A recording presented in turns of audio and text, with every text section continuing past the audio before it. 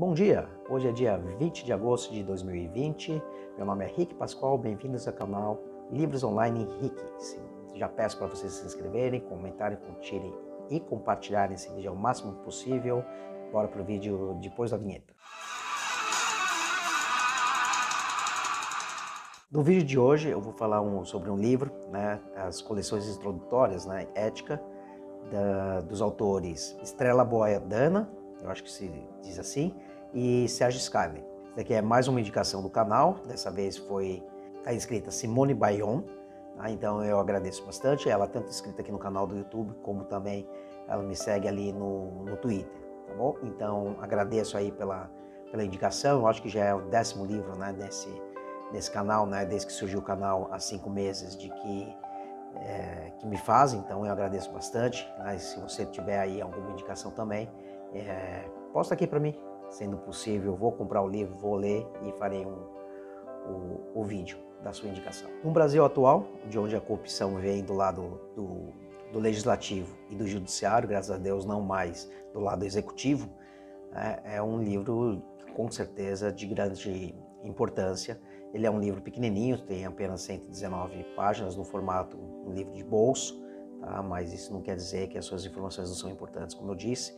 E como dizem, nos menores frascos vêm os melhores perfumes. Esse aqui é um caso desses. No comecinho, os autores eles discorrem sobre 3 casos éticos, tá? Envolvendo umas questões éticas, sobre o que convém fazer em uma certa situação, e a justificarmos as decisões tomadas, reconhecendo, obviamente, a reflexão ética. Tá? Então, se cita os autores. Do grego ethos, modo de ser, o termo ética constitui-se na antiguidade como doutrina dos costumes ou hábitos adquiridos pelo homem. Com Aristóteles, filósofo grego, transformou-se numa disciplina autônoma da filosofia moral. Em sua argumentação, considera o homem um ser fundamentalmente político, caracterizando a deliberação ética pela posse do bem da conduta humana. E é sob o confronto com algum bem do ciclo das ações humanas que vai aproximar a busca de prazer com a consecução da felicidade. Depois de uma pequena contextualização histórica, que passa desde ali do Império Romano e o período feudal, chegando ali na Revolução Industrial, tanto quanto o estabelecimento do sistema capitalista em contraposição ao sistema feudal de produção, juntamente com a influência crescente da Igreja Católica nos atos das pessoas no mundo, os autores eles vão estruturar o significado do ato moral. Nesse ponto de contextualização histórica, eu realmente tenho diversas contraposições a fazer. Dá para perceber nitidamente que os autores ele têm um cunho ali no pensamento marxista, tanto que eles citam na parte da Revolução Industrial, eles citam sobre a mais-valia de Marx, quer dizer, uma teoria já absolutamente refutada, porque ali tem aquela coisa sobre a soma do jogo zero. Isso quer dizer que se o empregado, o empregador, aliás, ele se expropria, se apropria ali do trabalho excedente do trabalhador, então tem um jogo de soma zero, o trabalhador está perdendo, enquanto o empregador ele está ganhando mais ainda, que seria esse mais-valia, não seria o lucro, seria o lucro, mas essa mais-valia, e é exatamente por isso que Marx diz de que os trabalhadores teriam que ter a sua própria força, não só a sua força de trabalho, mas todos os meios de produção. Quer dizer, um sistema socialista, e eles defendem isso não só uma vez, defendem 2 vezes. Tá? Percebe-se também que há uma influência bem pejorativa para os autores em relação à influência da Igreja Católica, e sabemos que o cristianismo não é só isso, teve muito mais influências positivas, metafísica no mundo todo, entendeu? Principalmente se você compararmos as civilizações cristãs com outros tipos de civilizações, então também você vê ali que há um foco nas coisas pejorativas, negativas, em que todas as instituições humanas, de uma forma ou de outra, acabam tendo. Então, essas discordâncias assim são relevantes na introdução, mas é simplesmente uma contextualização e, sinceramente, eu acho que se tivesse tirado essa contextualização ali do livro, não faria qualquer diferença no escopo da intenção do livro, né, falando sobre ética. Simplesmente poderia ter, na minha opinião, poderia ter sido desprezado isso daí, que não faria qualquer diferença, tá bom? Então, nessa parte aí, se alguém for ler esse livro, pelo menos se aconteceu o que aconteceu comigo, né, pode ser simplesmente retirado essa parte e a gente foca, né, no tema principal, que é sobre o tema de ética, que aí sim é um livro bem interessante. Então, retomando a parte dos atos morais, citando novamente os autores. Quem age moralmente deve ter plena consciência dos meios que irá utilizar e dos resultados possíveis de sua ação, consolidando elos com normas, princípios e valores que implicam e regulamentam o comportamento individual e social dos homens. Os efeitos das ações integram o que uma comunidade julga significativo e digno, seu código moral.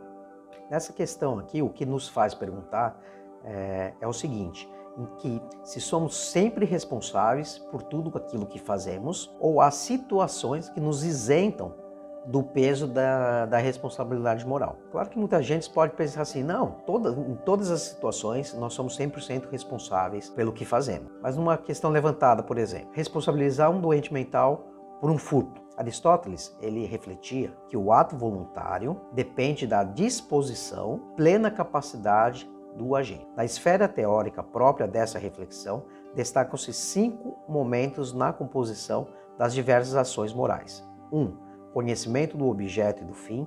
2. Vontade para alcançar a finalidade visada. 3. Deliberação dos meios capazes de realizar o ato.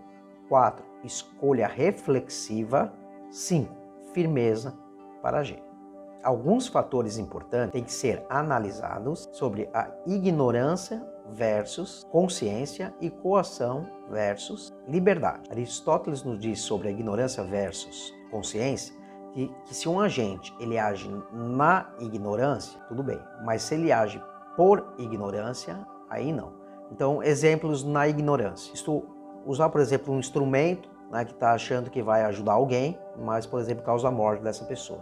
Tá? Ele está na ignorância, ele acha que aquele instrumento lá ele vai salvar alguém, ele não quer fazer um prejuízo a alguma pessoa e acaba acontecendo uma morte. E por ignorância, alguém que se embriaga, por exemplo, né, e acaba batendo o carro, tá? E é por ignorância, ele de forma voluntária, ele se embriagou e causou um acidente, quer dizer, ele sabe que naquele momento, né, antes de ficar embriagado, que se ele se embriagasse, poderia causar algum de acidente, então aí é por ignorância. Então a gente vê que na ignorância e por ignorância há uma diferença gigantesca e até mesmo a legislação penal, no caso de uma embriaguez voluntária, ela não é desculpa e o agente é responsabilizado como se não estivesse embriagado. Tá? Então essas duas diferenças são realmente gritantes entre um e o outro. Eu não sou da área de direito, mas se alguém souber aqui também exatamente como é o texto, deixa aqui nos comentários. Eu acho que a excludente de licitude num caso desse é quando a embriaguez ela é forçada e o agente não sabe também sobre essa embriaguez, né? Então é o caso, por exemplo, daquela Boa Noite Cinderela, né? Você está num bar, um monte de coisa, alguém joga ali um comprimido ali no copo, a pessoa simplesmente apaga, pode de repente apagar no meio do carro, um monte de coisa, vamos supor, né? Ela toma isso daí e já vai embora. Existe um tempo ali para fazer a ação no corpo e de repente está dirigindo, desmaia e bate alguém. Né? Então isso daí, eu acho que é só nesse caso aí que tem a excludente de licitude.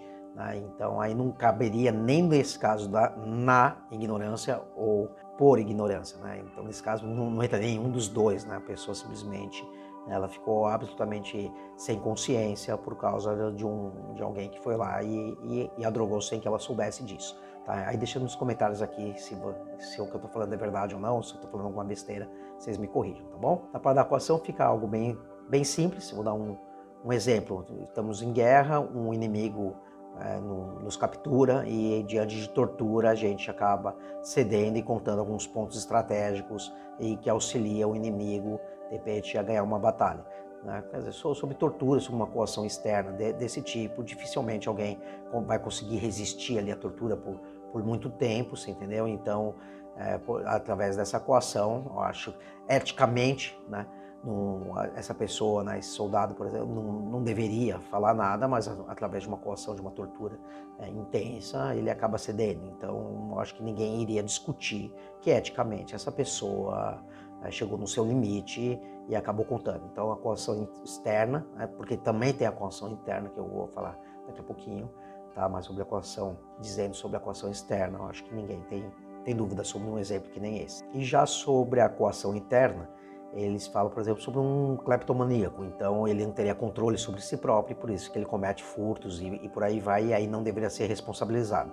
Bem, aqui também eu tenho uma pequena discordância, né? Eu não sei em que termos eles colocam essa parte de responsabilizado, porque até mesmo penalmente essas pessoas devem ser responsabilizadas, porque senão um psicopata também tem problemas e às vezes não consegue se controlar, então ele mata as pessoas, só que ele é um perigo para a sociedade.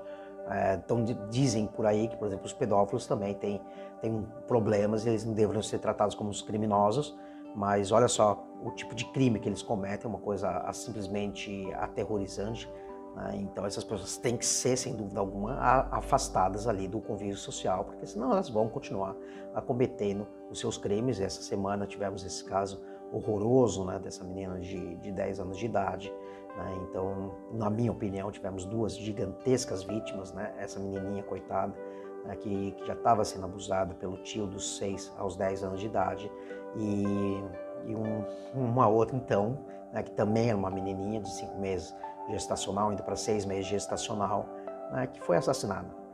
Tá? Eu não sei o que vocês comentam sobre isso, o que vocês acham sobre isso. Eu, como católico cristão, sempre vou defender a vida em todas as suas formas, tá? Em todas as suas formas. Nunca vou ser a favor de matar uma criança dentro do ventre das suas mães, por nenhum motivo que seja.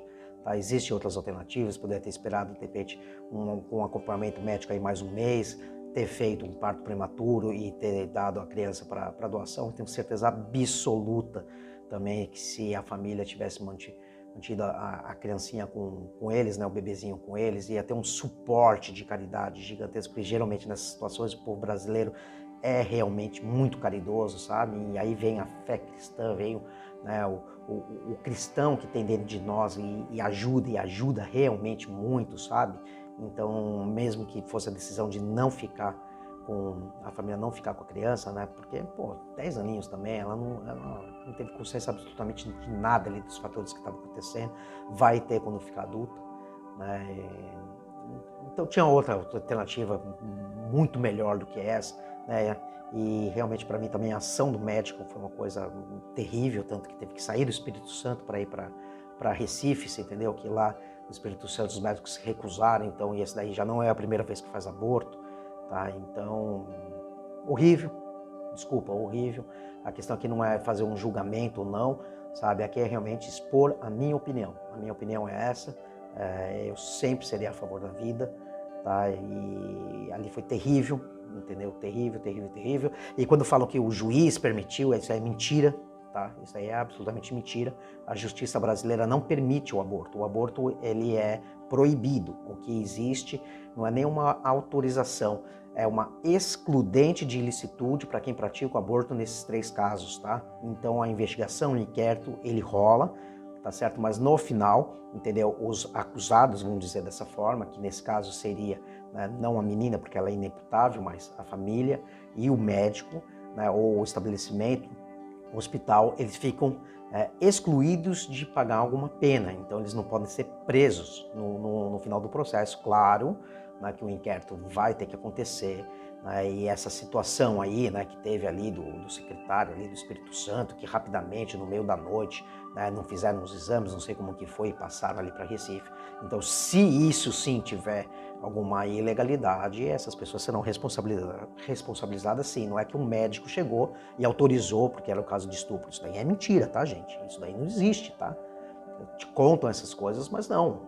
O juiz não permitiu o aborto, ele nem pode permitir o aborto, porque aborto é crime e continua sendo crime, mesmo nesses 3 casos de excludentes, tá? Então isso daqui eu tenho certeza do que eu tô falando, viu? Então não é crime de aborto, é proibido, ponto final. Tem 3 casos em que as pessoas e os agentes ali responsáveis por aquele procedimento, eles não vão ser criminalizados. Tá? Então eles não vão poder ser presos, entendeu? Mas vai ter um inquérito sim. E eu sei sim, né, já tem aí reportagens de fontes sérias que esse médico, inclusive ele próprio, falou que a criança estava com 22 semanas e 4 dias, então aí tanto pela OMS como por outros órgãos aqui internos aqui do Brasil, tá? A partir da 22ª semana não era para ter feito ali o assassinato, eu vou falar dessa forma, tá? O assassinato da criança e depois extrair essa criança, né, fazer um parto de um cadáver, na verdade é essa que aconteceu, gente, tá? Fez o parto de um cadáver, assim, né? Então, o que o juiz havia pedido era para saber qual dos dois era a melhor escolha para fazer exames, você entendeu? Então tem coisa muito esquisita por aí, né, que tem que ser mais analisada, porque uma vida inocente, uma vítima inocente, né, foi desses pedófilos, por isso que eu estou falando desse caso, por causa da pedofilia. Então, se fosse por uma coação interna, que o pedófilo tem instintos ali, ele é um doente, então ele não pode ser criminalizado. Então, essa parte realmente eu discordo também, como aquela da contextualização do livro, tá? Então, esse é o ponto de divergência, tá bom? Por isso que eu citei esse exemplo super triste que aconteceu essa semana. E em todos os vídeos vocês estão percebendo que eu sempre vinculo alguma coisa do que eu leio à nossa realidade. E é aí que nós aprendemos com os livros. Eu vou cada vez mais fazer isso. Eu sei que os vídeos vão ficar um pouco mais politizados, mas a intenção é essa, tá? A política é uma coisa importante, é uma coisa bonita, tá? A política mesmo, essa parte da troca, né? Porque é isso que se fala em política, são as divergências. No final, a gente trata com as divergências. A pessoa pode discordar da minha opinião, ótimo, não tem problema, tá? Eu tenho uma opinião bem formada sobre quem pratica o aborto, tá? Sobre quem incentiva o aborto e o médico que o faz, tá? Aí falo, mesmo no caso de risco da mãe? Sim, em todos os casos, tá? Em todos os casos, eu sempre vou ter que defender a vida e a melhor coisa que pode ser feita pela vida. Aí fala, mas e se morrer? Bem, gente, desculpa de falar, tá? Existem casos em que mulheres saudáveis, aconteceu infelizmente aí um pouco mais de um mês com um amigo meu, não vou citar o nome para resguardá-lo, que nasceu o filhinho dele e no outro dia a esposa dele faleceu, certo? Teve uma hemorragia, eu acho que foi algo dessa forma, e ela não resistiu. Era jovem, uma mulher jovem, uma mulher forte, entendeu? Fez tudo pré-natal, fez tudo certinho, né? E aí? Entende? Infelizmente, são coisas terríveis, são fatos da vida, né? É uma coisa terrível, uma coisa triste, né? Imagina, num dia ele me comentou que estava tendo o melhor dia da vida dele, no outro, o pior dia da vida dele, certo? Só que ele iria, de alguma vez culpar o filho dele disso? Sem dúvida que não. Ele foi muito claro em relação a isso, mesmo dentro do sofrimento dele. Então para, gente, sabe? Para.